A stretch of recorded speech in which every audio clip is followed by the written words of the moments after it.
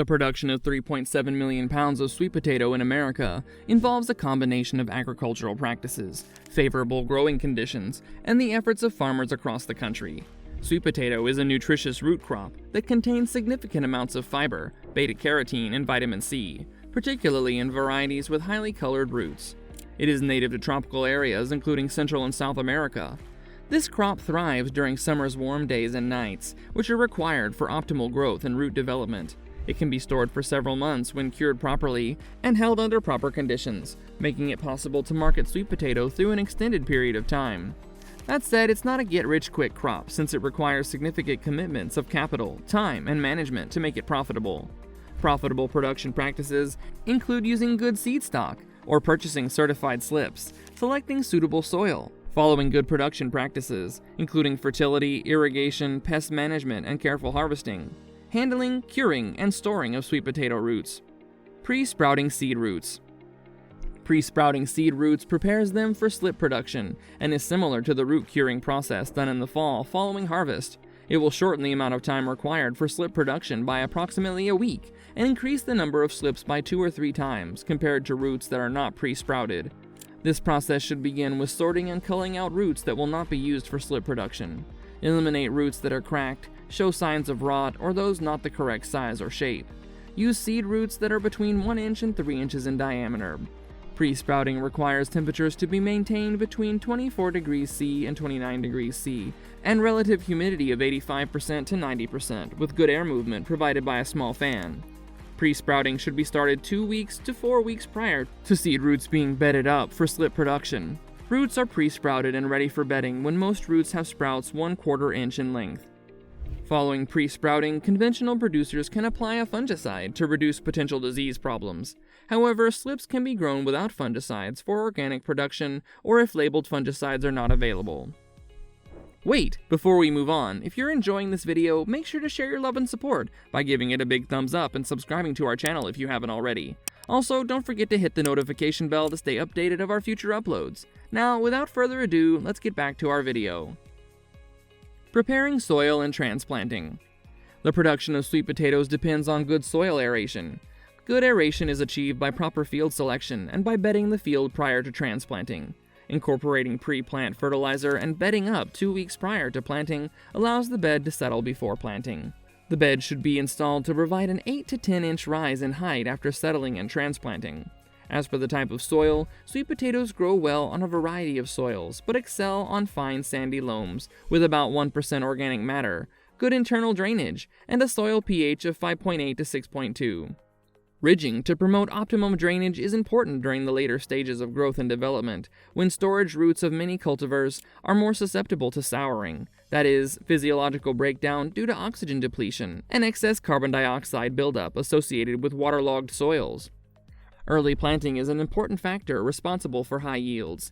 Field transplanting should be accomplished as soon as possible after slip pulling. If slips must be held for several days before transplanting, they are best held by planting the bottom end of stems into moist, soilless growing media in plastic containers. One container can hold a significant number of slips, which will begin to root out after a few days and can be held indefinitely. Cull weak and spindly slips for increased yield. Note that sweet potatoes are not grown from seed. Instead, they're grown from slips, which are sprouts grown from existing sweet potatoes. To produce high yields of good quality disease-free roots, the use of sound planting material is essential. Excellent programs administered by organizations such as the North Carolina Crop Improvement Association and the North Carolina Foundation Seed Producers, Inc. assure the annual availability of true-to-type and disease-free slip stocks for commercial production. Slip stalks are commonly pre-sprouted at 24 to 29 degrees C and high relative humidity for approximately 4 weeks prior to bedding to enhance sprouting. Bedding involves either hand or mechanical placement of slip stock on beds raised for improved drainage. Most slip stalks are treated with a fungicide and the beds treated with a herbicide. Sprouts from transplants are generally pulled, but cutting sprouts about the ground is recommended where soil-borne diseases are suspected. Harvest. Sweet potatoes do not ripe or mature as do most fruits. Small sweet potatoes are as physiologically mature as the large ones. Sweet potatoes continue to enlarge as long as they are left in the ground and the growing conditions are suitable, i.e. proper temperature, moisture, and nutrients. sweet potatoes must be harvested before the vines are killed by frost or the soil temperature drops below 13 degrees C. There are mainly two ways to dig the storage root in commercial operations. With a chain digger that picks the storage roots with soil into a moving chain, where the soil falls through while the storage roots continue and fall behind on the topsoil. The second way is with a disc plow that turns the soil, exposing the storage roots. This labor-intensive method requires constant close supervision to ensure that all the sweet potatoes are scratched out of the ground and graded accurately, and are handled gently to minimize damage.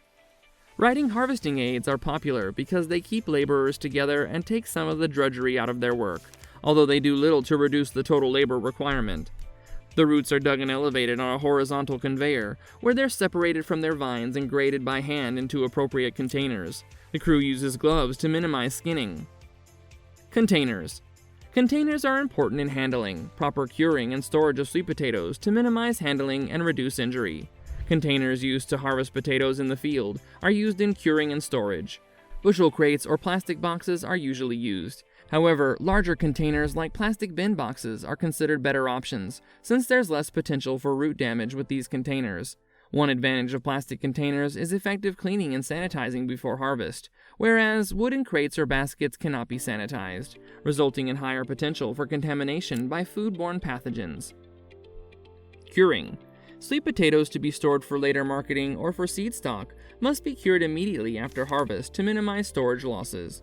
Curing involves controlling temperatures and relative humidity and providing ventilation for 7 to 10 days. Curing is a wound healing process, which occurs most rapidly at 27 degrees C to 32 degrees C, a relative humidity of 85% to 90%, and good ventilation to remove carbon dioxide from the curing area. Wounds and bruises will heal and a protective cork layer will develop over the entire root surface. In addition, suberin, a waxy material, is deposited. The cork layer and suberin act as a barrier to decay-causing organisms and to moisture loss during storage. Storage. After proper curing, sweet potatoes are most stable when stored at 13 to 15 degrees C and about 50% humidity. Temperature below 10 degrees C causes chill damage, which results in deterioration of flavor and color. Chilled sweet potatoes are subject to rotting and disease invasion, and if the storage temperature is too high, the respiration rate will increase and use up the starch. This will result in pithiness. If humidity is too low, the sweet potatoes will lose moisture and become wilted, and if humidity is too high, they may become more subject to mold invasion. Under the right storage conditions, properly cured sweet potatoes can be stored for over 6 months. Roots should be kept in a dark, cool place after curing. If roots are stored above 15 degrees C for extended periods, sprouting may start. Some farmers reduce the relative humidity to promote skin set and toughness before washing and packing for delivery to markets. In the US, sweet potatoes are mainly produced for fresh market sales, with 30% being canned and much smaller amounts being processed into pre-cooked dehydrated flakes and some frozen products. Fresh market sweet potatoes are graded for size, shape, smoothness, and freedom from defects. So that brings us to the end of our video. Until next time, take care and goodbye.